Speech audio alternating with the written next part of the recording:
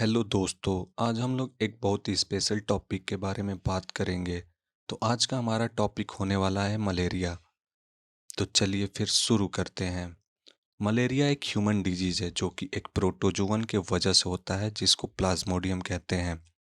Plasmodium के 3 species पाए जाते हैं जो डिफरेंट टाइप्स ऑफ मलेरिया का कारण बनते हैं, जैसे plasmodium vivax, plasmodium malariae, plasmodium falciparum.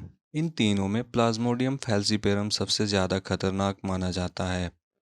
Generally इंसान के शरीर में प्लाज्मोडियम स्पोरोजोइट्स के फॉर्म में फीमेल एनोफिलीज मॉस्किटो के काटने से इंटर करते हैं। इंटर करने के बाद ब्लड के थ्रू स्पोरोजोइट्स लीवर में पहुंच जाते हैं।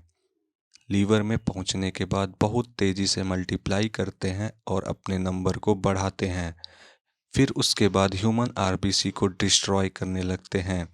जब स्पोरोजोइट्स ह्यूमन आरबीसी को डिस्ट्रॉय कर रहे होते हैं, उसी दौरान हीमोजोइन नाम का एक टॉक्सिक सब्सटेंस रिलीज होता है, जिसके वजह से कुछ सिम्टम्स आते हैं, जैसे chills, high fever, headache, muscle ache, dehydration, weakness etcetera.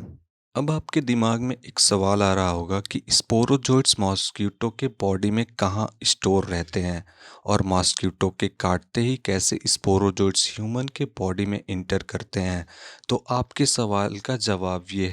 Female anopheles mosquito के सैलिवरी ग्लैंड में स्पोरोजोइट्स स्टोर रहते हैं। जब फीमेल एनोफिलीज अपने प्रोबोसिस को ह्यूमन बॉडी के अंदर इंजेक्ट करती है ब्लड को सक करने के लिए, उसी दौरान स्पोरोजोइट्स प्रोबोसिस के थ्रू ह्यूमन बॉडी में इंटर कर जाते हैं।